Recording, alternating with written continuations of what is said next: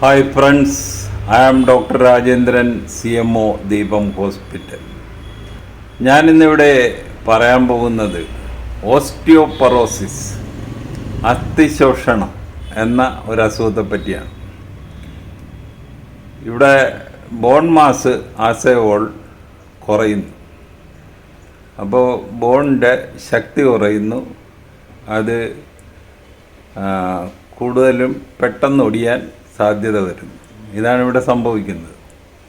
അപ്പോൾ അസ്ഥിയിലുള്ള മൂലകങ്ങൾ calcium, phosphorus, magnesium മുതലായവ ഇവിടെ കുറയുന്നു.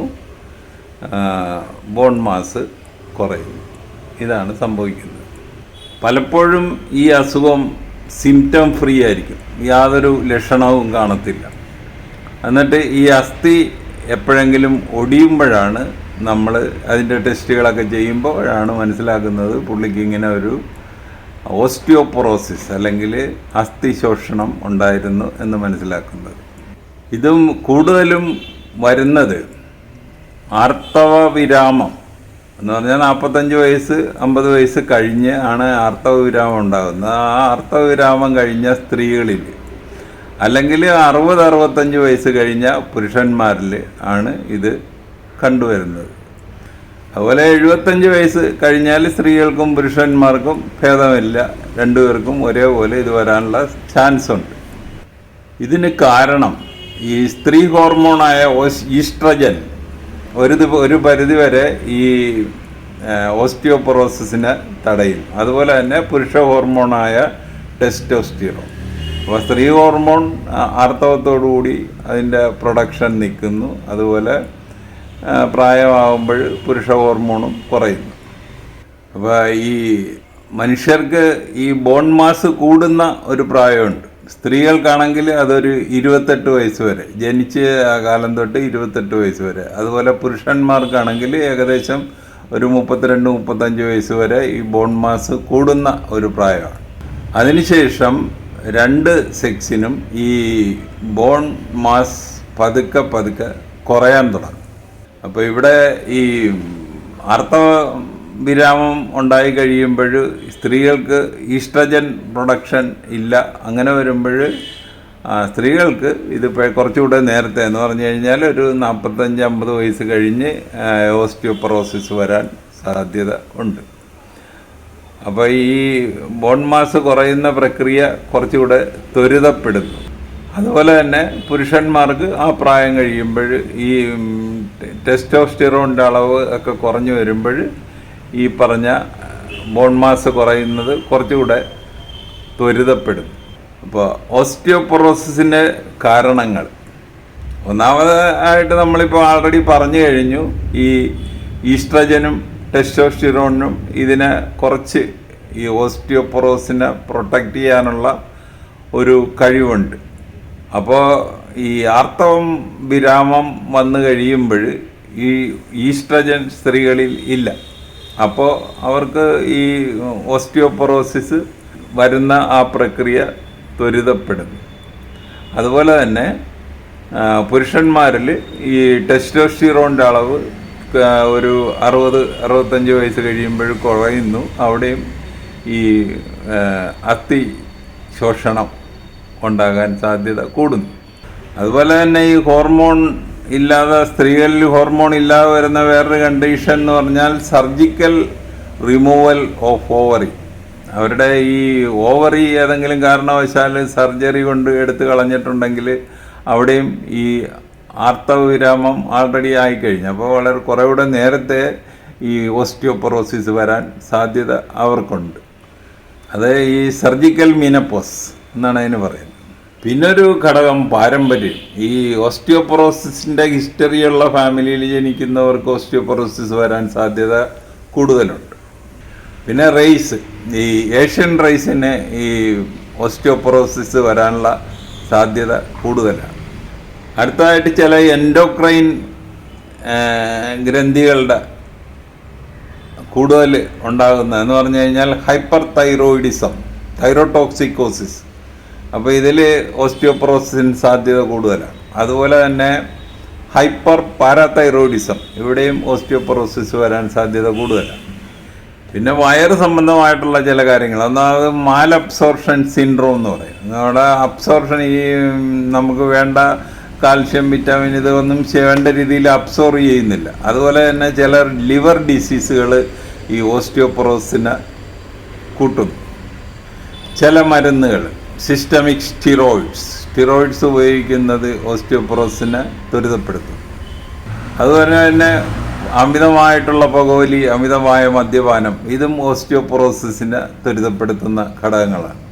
പിന്നെ നമ്മുടെ ലൈഫ് സ്റ്റൈല്, ചില ആളുകളുടെ ഭക്ഷണത്തിൽ കാൽഷ്യം വളരെ കുറവായിരിക്കും. അതുപോലെ തന്നെ ചിലപ്പോൾ വിറ്റാമിൻ ഡി വളരെ കുറവായിരിക്കും. അല്ലെങ്കിൽ അദ്ദേഹം ഒട്ടും വെയിൽ കൊള്ളാത്ത ആളായിരിക്കും. ചിലപ്പോൾ ഭയങ്കര സെഡൻറ്ററി ലൈഫായിരിക്കും. ഇതൊക്കെ ഓസ്റ്റിയോപൊറോസിനെ ത്വരിതപ്പെടുത്തുന്ന ഘടകങ്ങളാണ്.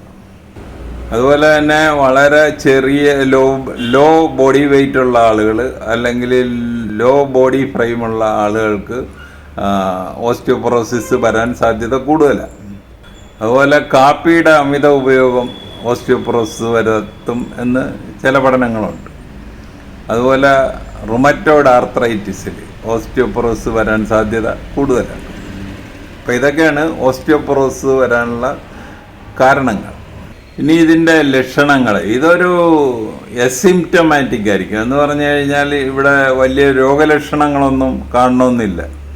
ചിലപ്പോൾ ആദ്യത്തെ പുള്ളി ഹോസ്പിറ്റലിൽ വരുന്നത് തന്നെ ഒരു ബോൺ ഫ്രാക്ചർ ആയിട്ടായിരിക്കും.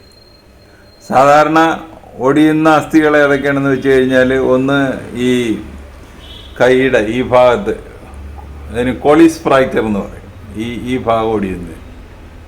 പിന്നെ ഈ വെർട്ടിബ്ര എന്ന് പറഞ്ഞാൽ നട്ടെല്ലിന് ഒടിവ് സംഭവിക്കുക. അതുപോലെ തന്നെ ഫ്രാക്ചർ നെക്ക് ഓഫ് ഫീമർ, ഇതൊക്കെയാണ് സാധാരണ ഈ ഓസ്റ്റിയോപൊറോസിൽ ഉണ്ടാകുന്ന ഒടിവുകൾ. ഇതിൽ ഈ കോളിസ് ഫ്രാക്ചറും വെർട്ടിബ്രൽ ഫ്രാക്ചറും കൂടുതലും സ്ത്രീകളിലാണ്. മറ്റേ ഫ്രാക്ചർ നെക്ക് ഓഫ് ഫീമർ കൂടുതലും ആണുങ്ങളിലാണ് കണ്ടുവരുന്നത്. പിന്നെ അടുത്ത ചെറിയ ചില പ്രശ്നമെന്ന് പറഞ്ഞു കഴിഞ്ഞാൽ, ഇപ്പോൾ ചെറിയ ഒരു വീഴ്ച വന്നു കഴിഞ്ഞാലും, വീഴ്ച ഉണ്ടായാലും ഫ്രാക്ചർ ഉണ്ടാകുക. സാധാരണ ആ വീഴ്ചയിലൊന്നും ഫ്രാക്ചർ ഉണ്ടാകാൻ സാധ്യതയില്ലാത്തതാണ്. എങ്കിലും ഒരു ചെറിയ വീഴ്ചയിൽ തന്നെ ഓസ്റ്റിയോപൊറോസിസ് ഉള്ള ആളുകൾക്ക് ഫ്രാക്ചർ, ചിലപ്പോൾ കൈ ഒടിഞ്ഞെന്നിരിക്കും, ചിലപ്പോൾ കാലൊടിഞ്ഞെന്നിരിക്കും. ഇതൊക്കെ ഇതിൻ്റെ ലക്ഷണങ്ങളാണ്. അപ്പോൾ ഇവിടെ ഇതിൻ്റെ ഡയഗ്നോസിസ് ഇപ്പോൾ നമ്മൾ ഈ ഒടിഞ്ഞൊക്കെ വരുന്നത് നമുക്ക് എക്സ്റേ കൊണ്ട് ഒക്കെ കണ്ടുപിടിക്കാം. പക്ഷേ ഓസ്റ്റിയോപൊറോസിസ് എന്ന് പറയുന്ന അസുഖം കണ്ടുപിടിക്കാൻ എക്സ്റേ പോരാ. ഇവിടെ നമുക്ക് ബോൺ മിനറൽ ഡെൻസിറ്റി കണ്ടുപിടിക്കുന്ന BMD കണ്ടുപിടിക്കുന്ന ചില മാർഗങ്ങളാണ് ഇവിടെ നമ്മൾ അവലംബിക്കുന്നത്. അതിനായി നമ്മൾ ഡെക്സാ സ്കാൻ എന്ന് പറഞ്ഞ ഒരു സംഭവമാണ് ഉപയോഗിക്കുന്നത്. ഡെക്സാ സ്കാൻ സാധാരണ ഈ ഡെക്സാ സ്കാൻ ചെയ്ത് നോക്കുന്നത് ലംബാർ സ്പൈൻ, റേഡിയസിൻ്റെ ഭാഗം, നെക്ക് ഓഫ് ഹിപ്പ്, ആ ഹിപ്പിൻ്റെ റീജിയൻ, ഇവിടെയൊക്കെയാണ് സാധാരണ ഈ സ്കാൻ ചെയ്യുന്നത്. ഈ ഡെക്സാ സ്കാനിൻ്റെ റിപ്പോർട്ട് വരുന്നത് T സ്കോർ എന്ന് പറയും. അപ്പോൾ നോർമലായിട്ടുള്ള ഒരു വ്യക്തിക്ക് T സ്കോർ 2.5 പ്ലസ് 2.52 -1 ആയിരിക്കും. പിന്നെ ഓസ്റ്റിയോപൊറോസിസിനും നോർമൽ സ്റ്റേജിനും ഇടയ്ക്കുള്ളൊരു കണ്ടീഷനുണ്ട്, ഓസ്റ്റിയോപീനിയ. അവിടെ ഈ T സ്കോർ -1 to -2.5. ഇനി ഓസ്റ്റിയോപൊറോസിലാണെങ്കിൽ ഈ T സ്കോർ -2.5 താഴെയായിരിക്കും. അപ്പോൾ ഒടിവ് കണ്ടുപിടിക്കാൻ നമുക്ക് എക്സ്റേ എടുക്കാം. BMD കണ്ടുപിടിക്കാൻ നമുക്ക് ഡെക്സാ സ്കാൻ ചെയ്യാം. പിന്നെ നമുക്ക് ബ്ലഡിലെ കാൽഷ്യം ലെവൽ വേണേൽ നോക്കാം, ബ്ലഡിലെ വിറ്റാമിൻ D ലെവൽ വേണേൽ നോക്കാം. ഇതൊക്കെയാണ് അതിൻ്റെ ഇൻവെസ്റ്റിഗേഷൻസ്.